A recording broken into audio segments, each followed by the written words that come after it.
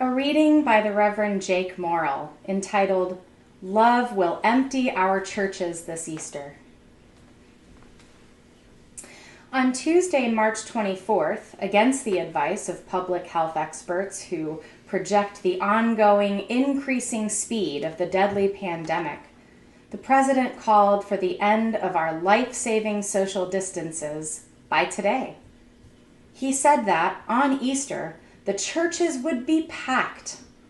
But Easter is the triumph of love over death, of a transforming God over the violations of empire. In a recent Twitter conversation started by the Reverend Dr. William Barber about Pharaoh in the book of Exodus, one person pointed out that Pharaoh has no name because Pharaoh is, quote, "the evil that is always among us, looking for ways to oppress the poor, the stranger, the faithful." Another person pointed out that etymologically, Pharaoh is actually a Hebrew variation on the name not of any person, but the palace. When we hear Pharaoh, we can understand it to mean the whole system, the machinery whose gears don't take into account the preciousness of human life. As plagues come down on the people, Pharaoh can't hear their cries and instead digs in, hardens his heart, only ever loyal to the wealth and power of empire, fearful and jealous only on its behalf. A packed church this Easter would be a church testifying to the importance of the stock market over the sacred worth of human life. A packed church this Easter would only be a death cult. This Easter, in fact, the churches will be empty, and the tomb will be empty. And the joy and freedom of love will be unleashed the world over in the hearts of all those willing to make hard personal choices, to sacrifice and even suffer if it would do something that could help just one neighbor. This Easter, continuing to give ourselves to each other, staying home even when it's not easy, or for first responders or healthcare workers showing up for each other even when it's not easy. Far-flung members of the body will celebrate and demonstrate the triumph of selfless, all-conquering love. When the plagues rained down and Pharaoh's heart hardened, the people's hearts at the same time became softer and braver. They let themselves dream together. It was then that they slipped free of bondage, together, entering the wilderness together, following a vision of freedom. At last, they arrived, with the shadow and shame of their life under Pharaoh far behind, only a cautionary memory ever after, just a story to remind them of what it takes, generation after generation, for freedom to be won.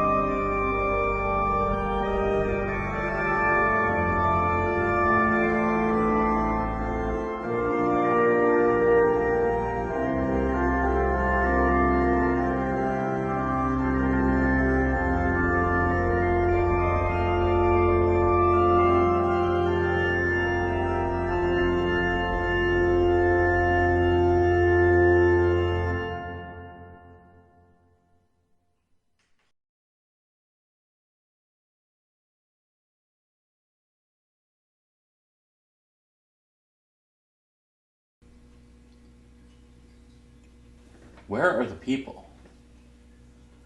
Which I suppose is a funny, pithy commentary on these strange times. Here is the world, but where are the people? On this Easter Sunday, I think of Jesus' first followers, including those women who went to the tomb after his death, only to find it empty. They went back to others to report on this strange happening, and were not believed.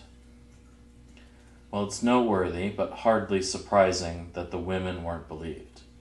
We've heard that story too many times. But at the same time, who can believe what seems unbelievable? Who among us could have believed the world would be so different even just 6 weeks ago? Now, there have been many explanations of what happened, both in these last 6 weeks, but also about what happened to Jesus' earthly remains. But today I'm less concerned about his body than about that empty tomb. That space where his followers found, instead of what they expected to find, nothing. What to make of this? In this time when so many places, churches, restaurants, hotels, playgrounds, arenas and stadiums, places of business, highways, are closed, empty, or nearly so, it forces us to reconsider our relationship to those places. Are these places we need, or just places we've become accustomed to?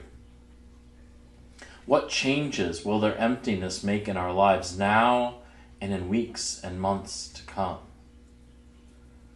I'm reminded of the lovely reading in our hymnal by Marge Piercy, "To Be of Use," it's titled, in which she speaks of the Greek amphoras, these great jars, essentially, that should be filled with wine or oil, but instead are empty in museums, just sitting there. They cry out for something to hold. I think, too, of the Taoist teachings about the power of empty space. The hole at the center of the wheel is not just a hole, it's the thing that allows the wheel to turn around its axle. Without that space, the wheel would be useless. There is a power in what is empty, and a beauty too, if we are only willing to embrace it.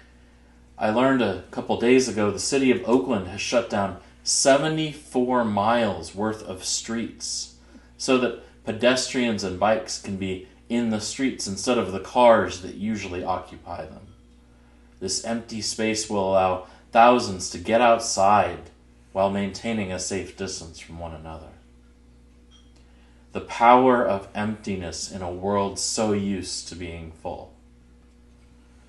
There's also other power, the power in neighbors looking out for one another in a way they might not have a few weeks or months ago. There's the joy of quiet spaces where airplanes were once constant noises above. There's the power of space, that emptiness that has shown us this. Our lives do not have to be the way they have been.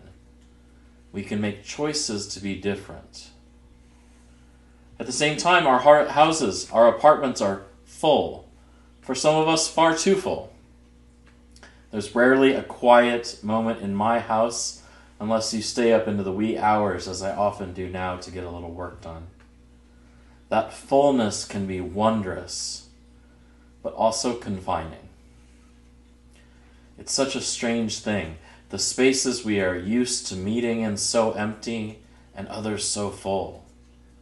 What blessings, what grief, what new epiphanies can we find in a world that has so changed our lives? Friends, I hope this Easter you find your hearts full, even if we cannot be together in person. I hope you celebrate the joys in your life, even through these hard times. I hope that you can enjoy emptiness not merely as the absence of something, but as the presence of spaciousness. And when we can be together once again, then friends, we will celebrate once more. Amen.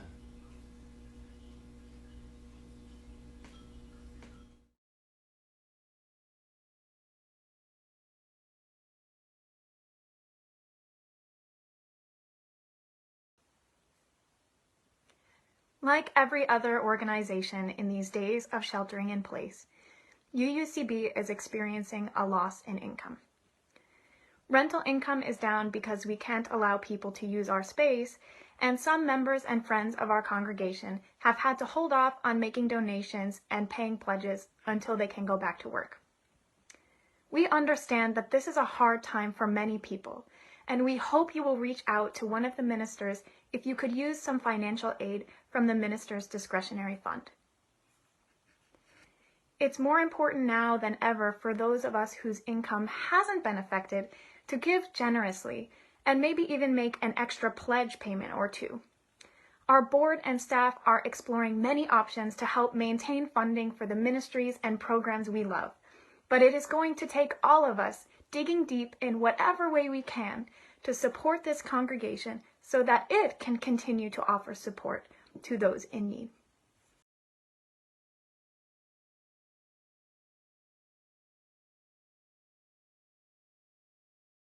First, a supportive space for Bay Area women with cancer. Peggy McGuire and Dolores Moorhead will tell us all about it. And it's called Women's Cancer Resource Center. And boy, when anybody hears the word cancer, that is a scary time in their life. How are you guys helping them out? Well, what we do is provide a safe, welcoming place for women who are facing cancer to come and receive services in a non-judgmental, culturally competent, humble way, and to meet people where they are in their situation. Something? Yes, I mean, and so that occurs by the services that we provide. We definitely want to make sure that we're able to reach out to the communities like the African American community. We have programs that support Latino women who speak Spanish. We do this in a way that allows them to feel safe, allows them to know that their needs are being met, because we are really coming from a place of understanding what barriers they may face and that we are there to be supportive at all times. So what kind of programs do you guys offer, and what are some of the first things that women want to know when they come to you? Many women walk in and they want to know and understand what this means, what their diagnosis means, because while we may believe that the doctor does tell them and share this information, many women arrive at our doorstep saying, I've just been diagnosed. What does this mean for me? I've been told that I'm going to have chemo or radiation. And what does that really mean? What are the aspects that occur? And so we are there to walk and hold their hand and to help them formulate questions, to help them that realize that this is one part of their journey. And then at one point, they are going to move past that, and they will be able to step back and look and say, look how far I've come, and now I'm a part of the individuals who have survived. And what kind of programs do you guys offer? So we have wellness programs, we offer yoga, we offer art, we do community dialogue.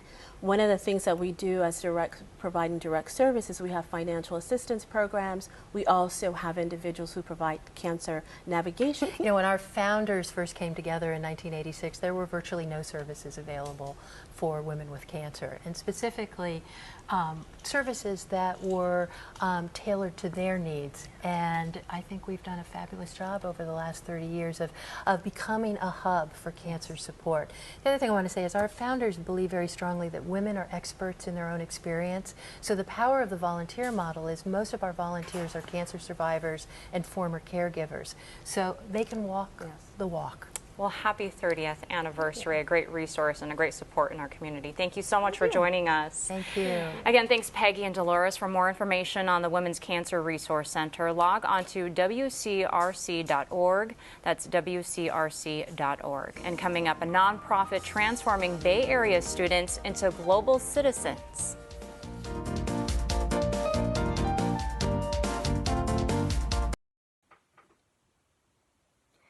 Whether you can make an offering of $1 or $1,000 or somewhere in between, all offerings are given and received with gratitude.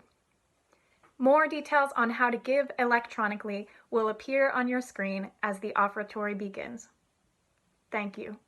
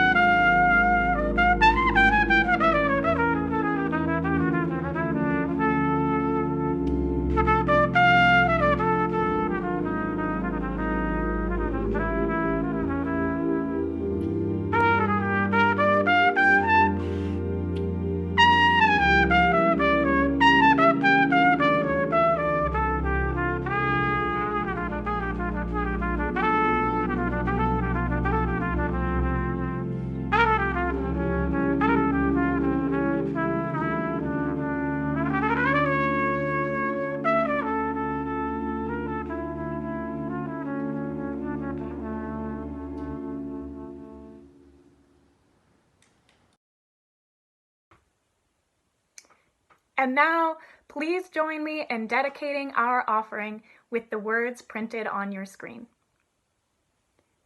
We dedicate our offering and ourselves to the mission of this congregation, to create loving community, inspire spiritual growth, and encourage lives of integrity, joy, and service.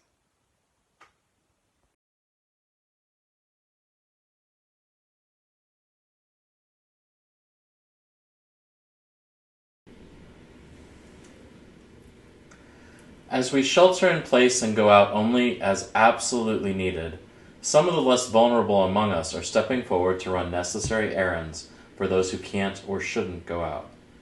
We may be able to help you connect with available delivery services, and if not, we'll help you. We will shop and deliver to you in person if that is the best solution. There should be directions now on your screen for how to contact Susan Langford, who is coordinating our congregation's effort to deliver groceries to those who need it. A reminder that our stewardship campaign has been put on pause during this unprecedented time, but that if you are able, you can still fill out a pledge either on paper or online. You can also give during this time as part of our offering, or to fulfill a pledge, or to support our ministerial discretionary fund, which is helping support people in need, including within our own congregation. If you're getting a stimulus check in the next few weeks and you don't need it right now, consider donating that to our ministerial discretionary fund, please. So if you have lost your income due to the pandemic or are in need otherwise, please contact one of the ministers. Reverend Kristen and I will be happy to provide you with financial aid from the minister's discretionary fund. We have received generous gifts already from many in the congregation specifically for this purpose, and we expect more. We are also working to provide these payments to those in need electronically so that they're faster and involve no risk of passing infection. A final note, we had some issues this week with Zoom, including some confusion about meeting numbers. We are working to correct this as quickly as we can. We don't anticipate any problems this week with all of our meetings going on this week. So please, join us this week for all of our many offerings.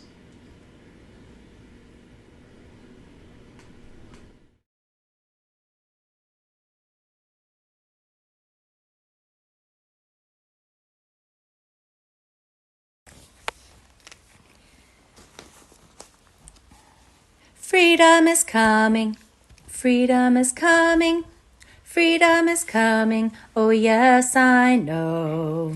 Freedom is coming, freedom is coming, freedom is coming, oh yes I know. Freedom is coming, freedom is coming, freedom is coming, oh yes I know. Freedom is coming, freedom is coming. Freedom is coming, oh yes I know, oh yes I know, oh yes I know, oh yes I know, oh yes I know, oh yes I know, oh yes I know, oh yes I know, oh yes I know. Freedom is coming, freedom is coming, freedom is coming, oh yes I know. Freedom is coming, freedom is coming, freedom is coming, oh yes I know, oh yes I know, oh yes I know, oh yes I know, oh yes I know, oh yes I know, oh yes I know, oh yes I know, oh yes I know.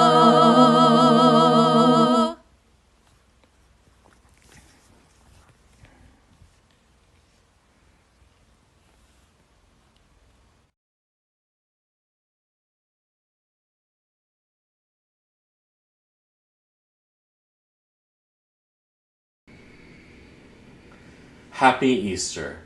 Love wins again. The tomb is empty, but the people are always still here. Amen. Our worship has ended, and now our service begins.